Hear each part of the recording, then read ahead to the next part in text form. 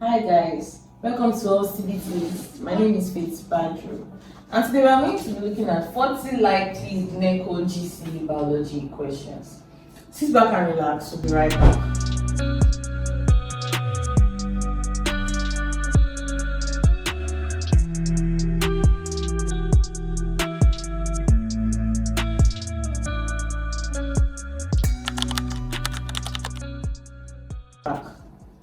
Welcome back.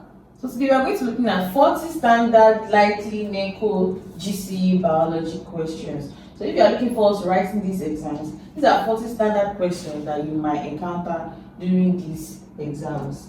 The first question we are going to be looking at is, who among the following scientists coined the term cell? A.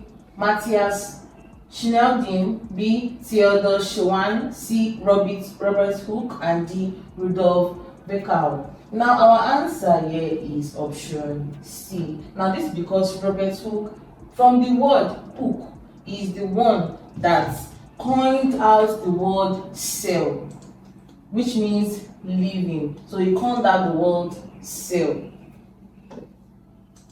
Number 2. Which organelle is primarily responsible for protein synthesis in a cell?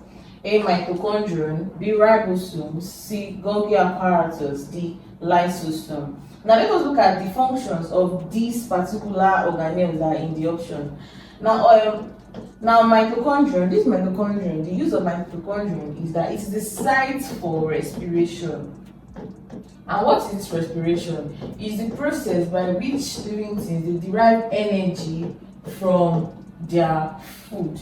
So this particular respiration process, it happens in the mitochondrion, in the cell, and to be precise, in the mitochondrion. Now we have the ribosomes. These ribosomes, their use is that it is the site for protein synthesis. That means this is where protein is synthesized in the cell. Then we have the Golgi apparatus. Now this Golgi apparatus, it is the one that packages. It's called it's a packager. It's one that packages this synthesized protein or synthesized lipids that will be synthesized in the cell. They are the ones that will package it and transport it to wherever it is needed within that cell. That's the use of the Golgi apparatus. Now we have the lysosome. This lysosome, it contains enzymes, and these enzymes, they break down these proteins and lipids that are formed in or synthesized within the cell. So from this we can now narrow down our answer to be option B, ribosomes, because that is where the site for protein synthesis is. Number 3. The process by which a single cell divides to produce two genetically identical daughter cells is what? A. We have meiosis, B. We have mitosis, C. We have binary fission, and D. We have budding. Now we have two answers in this question, both mitosis and binary fission. So now it's possible that you can see two answers, but you have to now pick the best answer. Now mitosis is a cell division that happens during reproduction, and this mitosis, one cell will split into two daughter cells. Also, this binary fission, we know it as a form of asexual reproduction. For example, it happens in, we can say in bacteria and all these microorganisms, these unicellular organisms. Now these particular unicellular organisms, they will split into two. When they split into two, before you know it, they will now produce two daughter cells.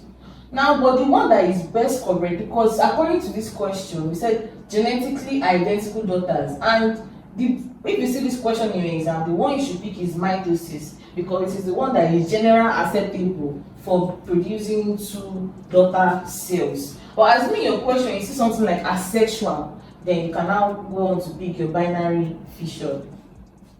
Number 4. Which of the following is a distinguishing characteristic of prokaryotic cells? Now we are being asked that, what's the term prokaryotic? What does it mean? Now we have two types of cells according to this particular characteristic. We have the prokaryotic cells and we have the eukaryotic cells.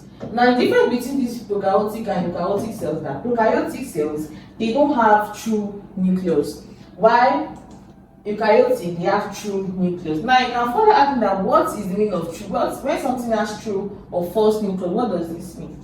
Now in the nucleus, we know that we have some genetic materials, we have DNA, we have all these things there. Now all these things that are inside this nucleus, in the prokaryotic cells, they are just scattered in the cell. They are not bound by any nuclear membrane. But in eukaryotic cells, the materials that are meant to be inside the nucleus, they are bound by the nuclear membrane. So that's the difference between the prokaryotic and the eukaryotic cell. So in option A, they have absence of a membrane-bound nucleus. B, presence of a large central vacuole. C, presence of a mitochondria. D, having cell walls made purely of cellulose. Now our answer here is option A, absence of a membrane-bound nucleus. Number 5, kingdom fungi is unique because its members have cell walls predominantly composed of what? A, cellulose. B, peptidoglycan. C, chitin. And D, lignin. Now our answer here, now if you look at these questions, normally kingdom fungi, they are plants. We can categorize them as plants. But these kingdom fungi, normally plants are said to have, cellulose cell wall. Their cell wall is meant to be made of cellulose. But instead, these fungi, because they are not really plants, although some people call them plants, but they are not really plants, they are fungi. They have, instead of that cellulose cell wall, they have another material that their cell is made up of another material. Now that material is called the chitin. Now this chitin is a skeletal material. No, we have three main skeletal materials. We have the normal bone, we have the cartilage, and we have the chitin. So this chitin that is meant to be seen in animals, it can be found in the cell wall of these kingdom fungi. An example of these kingdom fungi, we have the rhizopus, we have the mushrooms. So these are examples of the kingdom fungi. So number 6, Spirogyra belongs to which phylum or division? A, Bryophyta, B, Chlorophyta, C, Pteridophyta, and D, Tracheophyta. Now, Bryophyta, these are the liverworts, these are the mosses. The Chlorophyta, now from the word chloro is from the word chlorophyll. It means that from this Chlorophyta, that is when we started seeing green plants. That is when green plants that can photosynthesize on their own, that is when they started coming into existence. Now, Spirogyra is a green algae. It is an algae and it has chlorophyll. So because of that, we can group it into this Chlorophyta phylum. Number 7, which of the following organism is a typical example of an arthropod? Now, when you look at these arthropods are insects. They are all insects. Now, if you see this kind of question, what you should do is that in your option, look for the insects. A, snail. Snail is not an insect. Butterfly is an insect. Toad is not an insect. And earthworm is also not an insect. So I'm answering option B, butterfly. Number 8, the presence of a notochord at some stage of development is a diagnostic feature of the phylum what? A, Chordata, B, mollusca, C, Annelida, and D, Arthropoda. Now, Chordata, these ones are known to have backbone. They are vertebrates. Now, the mollusks, these ones are the snails. The Annelida, these ones are the earthworms. And the Arthropoda, we have said that they are the insects. So out of this backbone, an example of backbone, we have these are mammals. We have mammals. We have birds. We have Pisces. Those are the fishes, and so on and so on. They are the vertebrates, they are the backbone animals. Now, out of these particular animals, which one have this notochord? Now, what's this notochord? It is like when they are growing. They in their embryonic stage, they normally have a rod let's say this is them in their embryotic stage, they will have a rod in their back that will extend like this. Now that particular rod, later it will disappear and it will form the backbone that we are talking about. So in the initial stage, when it's still looking like a rod, before it becomes the vertebral column, it can be known as the notochord. So our answer here is chordata. In fact, the word chordata, the chord here was originated from this word, the notochord, meaning backbone. Number 9. In binomial nomenclature, the scientific name of organisms consists of two categories, namely what? A class and order, B family and genus, C genus and species, D phylum and class. Normally, when we are writing our, in form of generation, we talk about kingdom, then from kingdom, talk about phylum, then we talk about the class, then we talk about the order, then talk about the family, then we say the genus. After the genus, we can say the species.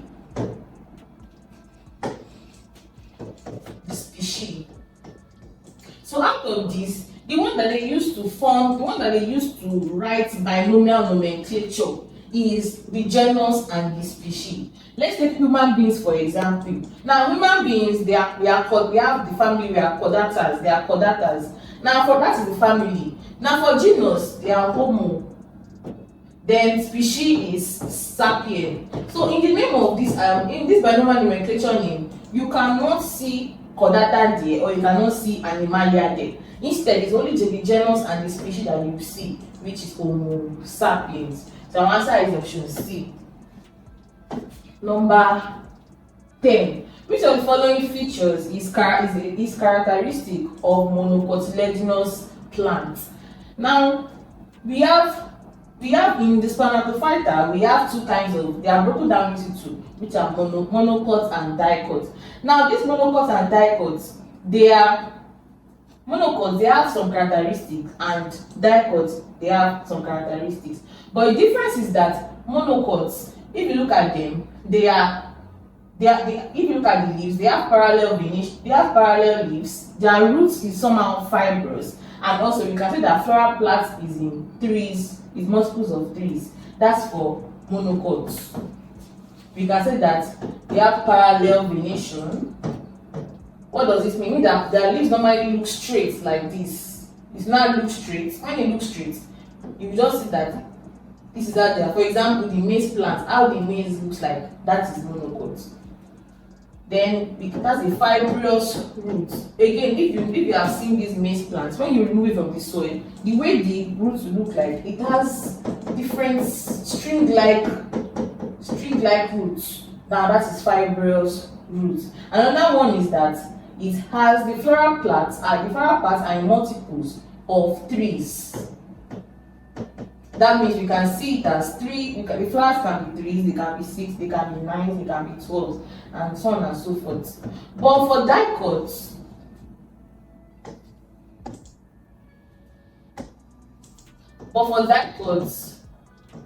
now these one are the ones that we know very well. These ones, they are like this, they have a net venation, and this is what net venation looks like. It looks like something like this. So you can say it has a net venation. And it has a taproot system. What does the taproot system mean? It means that, let's say this is the plant, the root is like this, then like this, then like this, then like this, then like this, then like so. It does not have fibrous system, it's a taproot system. Another one is that the flowers are multiples of 4s and 5, or 4, 5, 6, and so on and so forth. So that's the difference. So in the option, the one that they ask me for the monocots, and the one that's here that is not a characteristic of monocots is taproot system. So our answer is option A. We are being asked for the one which of the following features is a characteristic of monocots. So the one that is a characteristic is parallel venation rather. Number 11, what is the primary source of energy for the process of photosynthesis? A, glucose, B, sunlight, C, carbon dioxide, D, water. Now, what is photosynthesis? Now, this is the process whereby plants, green plants to be precise, they manufacture their food in presence of sunlight, chlorophyll, and they give off oxygen as their byproduct. Now, in this photosynthesis process, the primary source of energy is the sunlight, because this reaction cannot happen without sunlight. So you can see that sunlight is the primary source of energy for this photosynthesis process. Number 12, the green pigments responsible for trapping light needed during photosynthesis is what? A, chlorophyll, B, carotene, C, xanthophyll, D, cytosine. Now our answer here is chlorophyll, because chlorophyll is the green pigment that is found on these leaves. Now that sunlight, that solar energy, for it to be trapped, it needs that green pigment. So that is the reason why we say it's only green plants that can undergo photosynthesis, because it's only these plants that have this chlorophyll that can trap this energy from the sun for them to use to produce their food.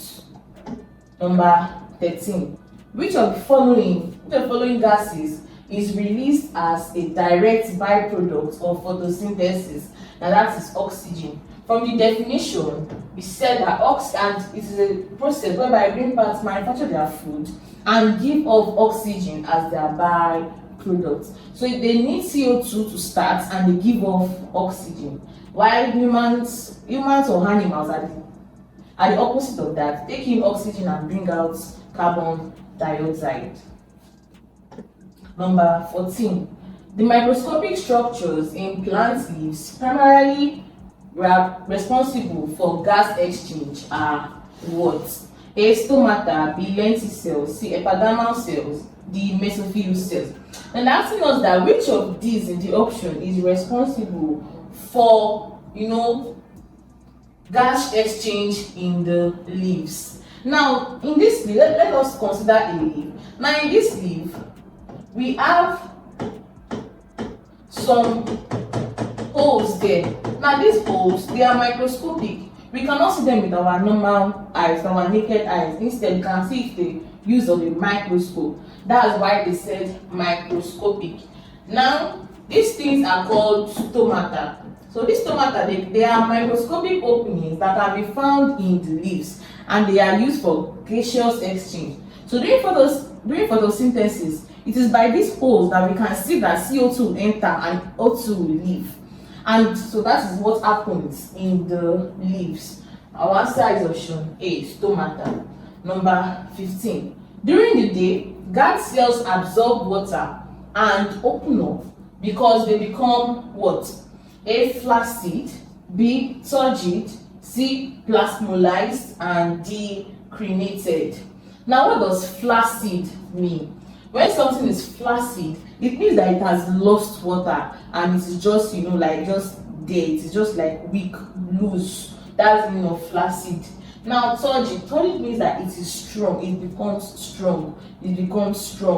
Now, plasmolized, it has absorbed a concentrated solution, and because of that, it has shrunk. Now, created is also has to do with flaccid, but it's only in animal cells. So we cannot even consider that. Let's consider flaccid, turgid, and plasmolized. Now, when it is flaccid, the stomata will close. When it is turgid, it will open. And when it is plasmolized, that means it has shrinked. If it is plasmolized, that means it has shrinked. And when something shrinks, what does it mean? It means that it closes. So our answer is turgid. Option B. Number 16. Which of the following environmental factors does not directly affect the rate of transpiration? Firstly, what is transpiration? This transpiration, it is the upward loss of water by the plant. So this is when this plant, they lose water as water vapor. Now A, temperature, B, humidity, C, wind speed, D, soil pH. Temperature affects transpiration, humidity also affects transpiration, wind speed affects transpiration. But soil pH does not have anything to do with whether water will be lost from the plant or not. And what is the soil pH? It is the acidity or alkalinity of the soil. So we don't need it, and that is our answer. Number 17. The tissue responsible for transporting manufactured food from the leaves to other parts of the plant is what? Now this question we have two main conducting or vascular bundles in plants. We have the xylem and we have the phloem. Now this xylem, it conducts water, while the phloem conducts food. And here we are being asked that which one is responsible for transporting manufactured food. So we are talking about the phloem. That's option B. Hi, I'm sure you enjoyed the video you just watched. To see more content as that, preparing you for your upcoming exam, make sure to smash the subscribe button and turn on notification. Also, remember that you can use the comment section to send us your questions or your inquiries, and we are happy to take them. I'll see you in the next video. Bye.